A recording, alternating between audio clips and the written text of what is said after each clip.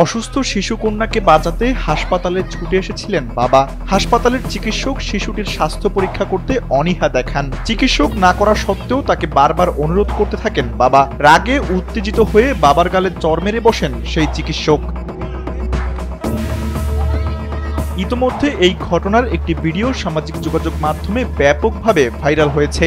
সংবাদ মাধ্যমের প্রতিবেদনে জানা গেছে, ঘটনাটি ঘটেছে গেল রোববার ভারতের আহমেদাবাদে। ওই যুবক জানিয়েছেন, মেয়েকে নিয়ে চিকিৎসকের কাছে গেলে তিনি স্বাস্থ্য পরীক্ষা করতে অনীহা প্রকাশ করেন, কিন্তু সন্তানের জীবন নিয়ে চিন্তিত বাবা বারবার অনুরোধ করতে থাকেন।